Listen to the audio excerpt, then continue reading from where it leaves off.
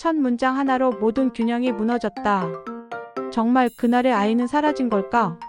강재인은 그 질문이 귓속을 스치고 지나간 뒤에도 한동안 숨을 들이쉬지 못했다. 김도윤이 내민 작은 USB가 손바닥에서 미세하게 떨렸다. 도윤은 덧붙이지 않았다. 설명이 길어지면 진실은 금방 피로해진다. 제인은 고개를 끄덕였고 오래전 비의 냄새와 함께 닫아두었던 기억의 문이 스르르 열렸다. 도희의 차가 빗줄기를 가르며 속도를 줄이던 순간 전조등이 한번 꺼졌다 켜지는 신호, 차선이 비틀리는 궤적, 그리고 비명 대신 들려오던 누군가의 짧은 숨. 제인은 한 프레임을 지날 때마다 속이 뒤집어지는 걸 느꼈다. 그날 밤 어머니 최자영이 코끝에 밴 냄새도, 집 안에서 2번이나 같은 방을 헤매던 걸음과 떨리던 손가락도 다 연결되어 하나의 문장으로 수렴하는 듯 했다. 엄마가 말한 진실은 엄마가 기억한 형식 그대로가 아닐지 모른다. 김도윤은 애써 감정을 눌러 담은 목소리로 말했다.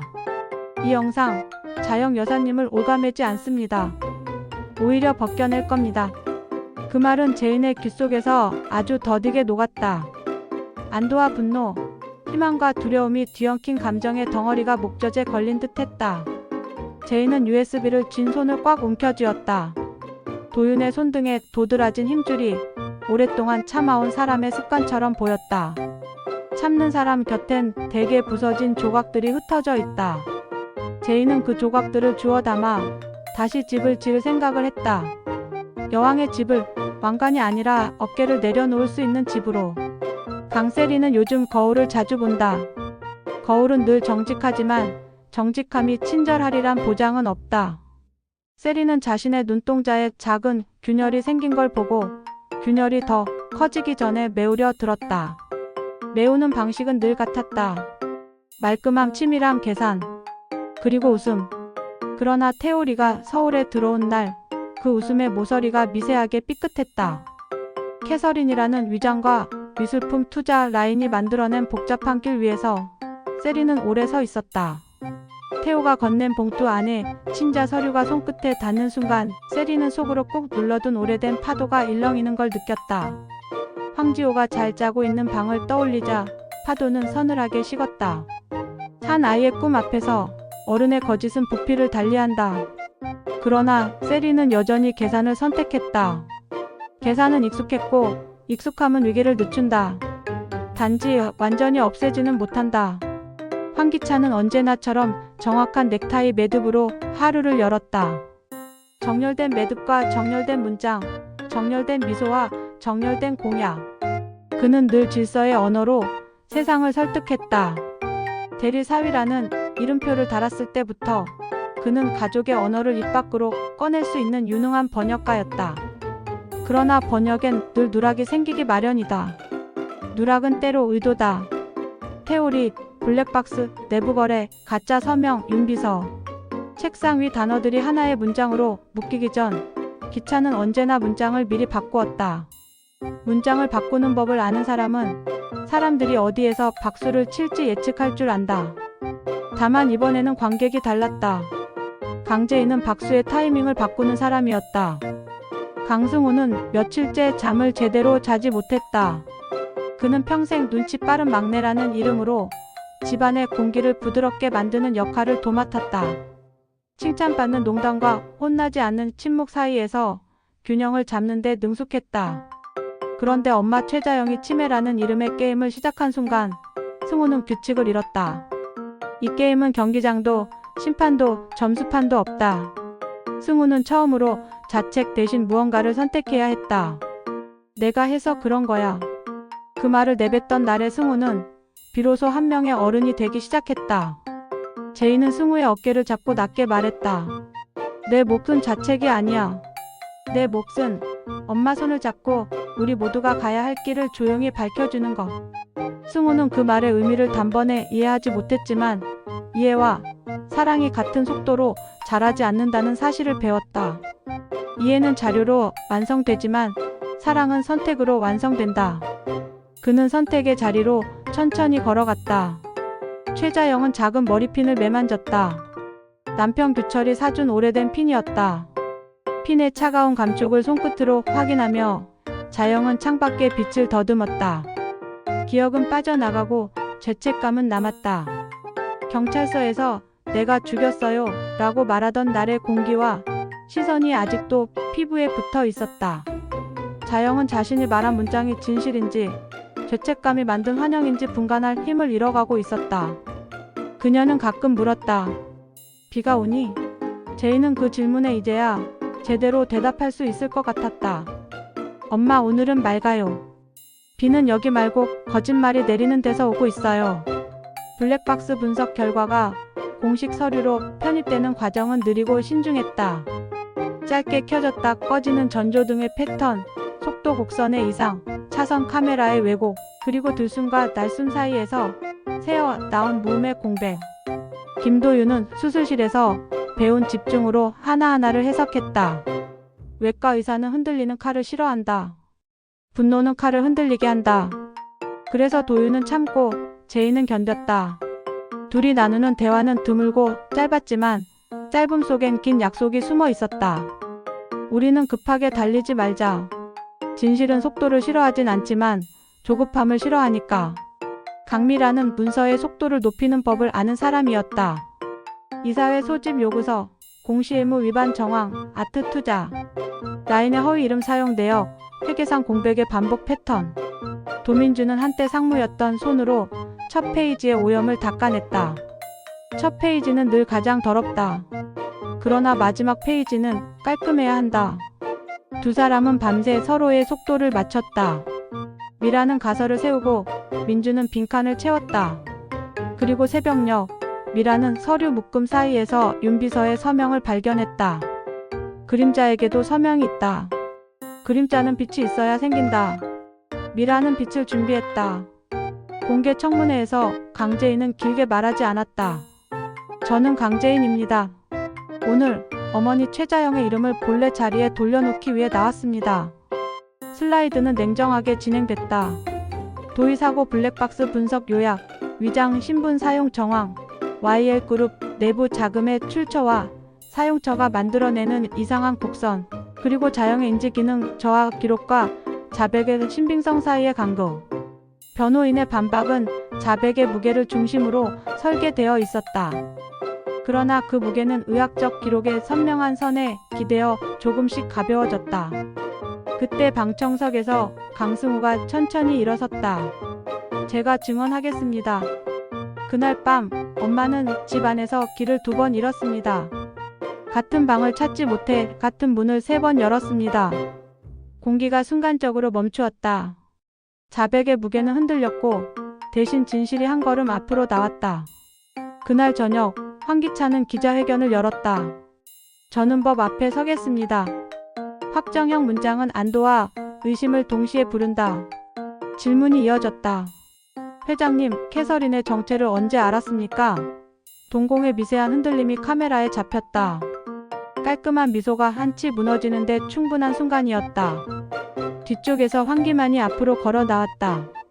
동생, 여기서 멈추자. 노숙자는 자리에서 벌떡 일어나는 바람에 가방에서 지폐 뭉치가 떨어졌다. 노숙자는 급히 돈을 주워 담으며 집안 망신을 중얼거렸다. 그러나 기만은 눈을 감았다 뜨며 오래 준비해온 말을 꺼냈다. 제가 아는 것들을 말하겠습니다. 대신 제 가족도 사람입니다. 사람이라는 단어가 방 안의 울림을 바꾸었다. 돈과 문서, 권력과 공약 사이로 사람의 목소리가 아주 느리지만 확실하게 퍼져나갔다. 세리는 그 밤 깊은 잠으로 도망가려 했지만 꿈이 세리를 붙잡았다. 여름빛, 젖은 모래, 처음 바닷물에 발을 담그던 소녀의 표정. 바닷물의 짠맛을 처음 알던 순간처럼 그녀는 갑자기 자신이 지은 서사의 짠맛을 혀끝에서 느꼈다. 지호의 방 문을 열고 들어가 이불을 올려주다가 세리는 바닥에 털썩 앉아 제 손을 내려다 보았다. 이 손은 오랫동안 결과를 설계해왔다. 그런데 아이의 미래는 설계도가 아니다. 태호가 말했던 문장, 누군가가 아이의 미래의 값을 매기려 했다는 말이 가슴을 찔렀다. 값을 매기면 책임이 사라진다. 책임이 사라지면 사랑은 모양만 남는다. 세리는 자신에게 물었다. 나는 무엇을 사랑했나? 아이였나? 아니면 완벽해 보이는 내 모습이었나? 태호는 공개적으로 말을 아끼는 사람이었다. 그러나 지호 앞에서는 예외였다. 내가 이 순간을 기억하지 못해도 괜찮아. 어른들이 내가 안전하게 자랄 수 있게 만드는 일을 할 거야. 그 말은 선언이자 다짐이었다. 동시에 경고이기도 했다. 경고는 대개 사실보다 먼저 도착한다. 사실은 뒤늦게 그러나 분명히 따라온다. 태호는 자신이 아빠라는 호칭을 서툴게 발음했다. 서툴다는 건 진심이 아직 근육을 배우고 있다는 뜻이었다. 세리는 멀리서 그 모습을 보며 입술을 깨물었다. 분노는 핏맛이 난다. 분노의 핏맛은 실수의 질주를 부른다. 윤비서는 밤에 움직였다. 묻지 않고 움직이는 사람은 대개 값을 안다. 세리가 낮은 목소리로 말했다. 그 USB 사라져야 해. 윤비서는 짧게 고개를 끄덕였다. 그러나 강미라는 이미 윤비서의 계좌 흐름을 추적해 작은 반복의 꼬리를 붙잡고 있었다. 반복은 흔적을 만든다. 흔적은 방향을 드러낸다. 방향이 보이면 결국 사람이 나온다. 미라는 사람을 기다렸다. 사람은 늘 자기 습관의 문으로 들어온다. 그 무렵 도유경은 밤샘 당직을 마치고 집에 돌아와 조용히 국을 끓였다. 유경은 말수가 적지만 적은 말이 길게 남는다. 환기만은 식탁에 앉아 숟가락을 들었다 내려놓았다. 미안하다. 그는 그 단어를 평생 아껴두었다가 지금 꺼냈다. 아껴두었다는 건 써야 할 때 못 썼다는 뜻에 가깝다. 유경은 고개를 들지 않았다. 이번에는 제대로 하자. 짧은 문장이 식탁 위에 놓였다. 기만은 알아들었다. 이번에는 제대로. 법정의 시간은 길었다. 증인으로 선태호는 떨림을 숨기지 않았다. 숨길 수 없는 떨림은 곧 설득이 된다. 황지호는 제 아들입니다. 방 안의 표정이 한꺼번에 바뀌었다. 변호인은 물었다. 왜 지금 말합니까? 태호는 답했다. 누군가가 아이의 미래의 값을 맺기로 했기 때문입니다. 그 문장은 다시 한번 날카로운 칼처럼 방 안을 가르며 지나갔다. 세리는 고개를 숙였다. 그가 숙인 건 고집이 아니라 오래 미뤄온 인정이었다. 인정을 시작하는 사람은 처음으로 자신을 내려다본다. 내려다보는 시선은 가혹하지만 거기서부터만 다시끼리 시작된다. 강재인은 잠든 어머니의 곁에 오래 앉아 있었다. 자영은 창밖을 보며 다시 물었다. 비가 오니? 제인은 천천히 미소 지었다. 아니요, 엄마. 그치고 있어요. 그 대답은 날씨가 아니라 마음의 일기였다. 치매라는 병이 사람의 기억을 지워도 사람의 존엄을 지우지는 못한다. 제인은 엄마의 손을 잡으며 속으로 되뇌었다. 누명이 벗겨지는 날 엄마의 얼굴이 얼마나 가벼워질까? 그 즈음 황기찬은 마지막 승부수를 준비했다. 여론전, 법률전, 내부 결속전. 그의 전략은 늘 다층적이었다. 그러나 전략의 중심에 있던 확신이 어느 순간부터 미세하게 흔들리고 있었다. 강미란이 던지는 문서, 도민준이 메우는 빈칸, 강재인이 말하는 짧고 단단한 문장, 김도윤이 참아내는 침묵, 강승호가 만들어내는 용기의 계단. 이 모든 것이 기찬의 발밑을 낯설게 만들었다. 낯설은 사람을 조급하게 한다. 조급함은 실수를 낳는다. 실수는 균열이 된다. 균열은 결국 무너뜨린다. 노숙자는 평생 돈의 소리를 들으며 살아왔다. 좋은 돈은 좋은 소리를 낸다고 믿었다. 그러나 그날 밤 노숙자는 돈을 세지 않았다. 대신 사진 한 장을 오래 보았다. 오래전 작고 어색한 웃음을 짓던 가족의 사진. 돈을 세는 손이 사진의 가장자리를 쓸었다. 돈 말고 사람. 노숙자가 아주 낮은 목소리로 말했다.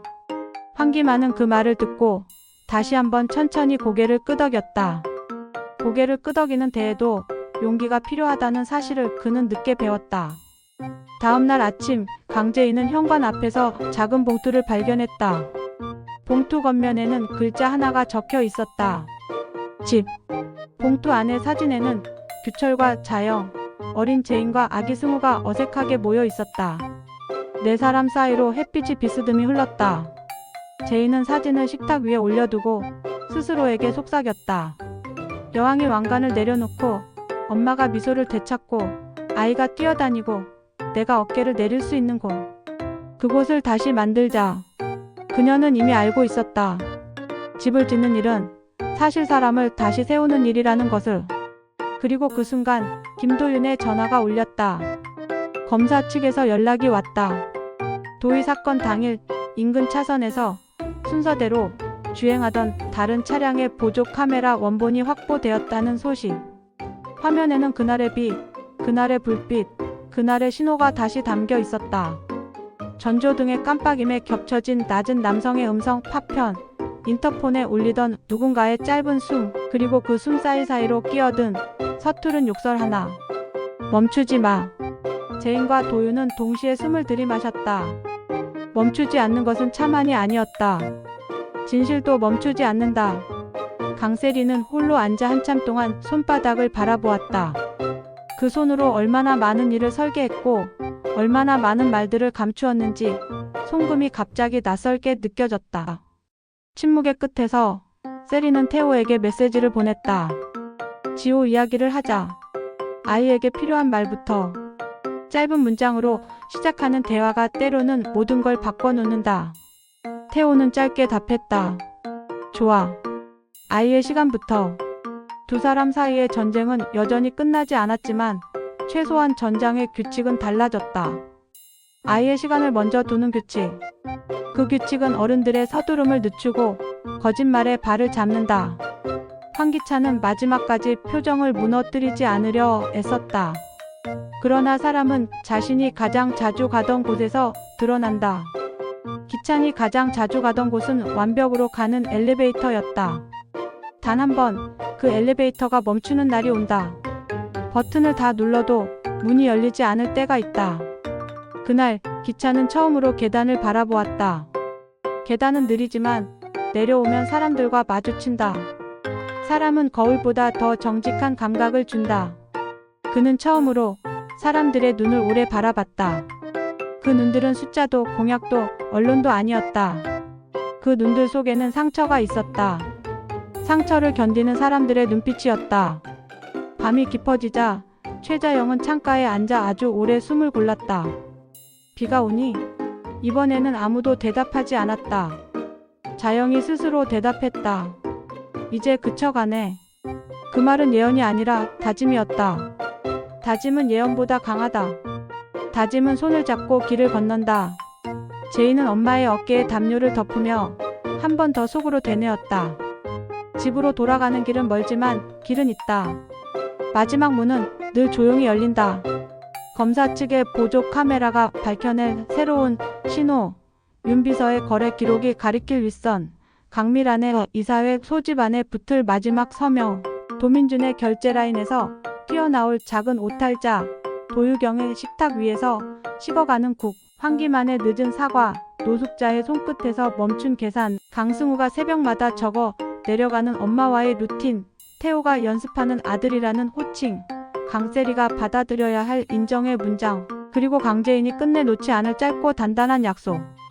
여왕의 집은 지금 왕관을 벗을 준비를 하고 있다. 왕관을 벗을 때 사람의 이마에는 깊은 그늘과 함께 가벼운 빛이 내려앉는다. 그 빛은 사람을 다시 사람으로 만든다.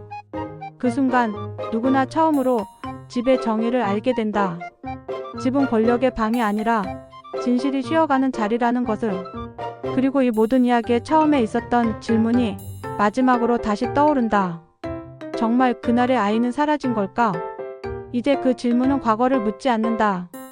그 질문은 미래를 연다. 대답은 아직 오지 않았지만 대답이 오기 전에 해야 할 선택들이 한 줄로 정렬되기 시작한다. 사람들은 각자의 자리에서 작지만 결정적인 움직임을 준비한다. 무너뜨리기 위해서가 아니라 다시 세우기 위해서. 끝나지 않았지만 분명히 달라진 이야기의 속도 속에서 모두가 같은 방향으로 고개를 드는 순간 비는 정말로 그쳐간다.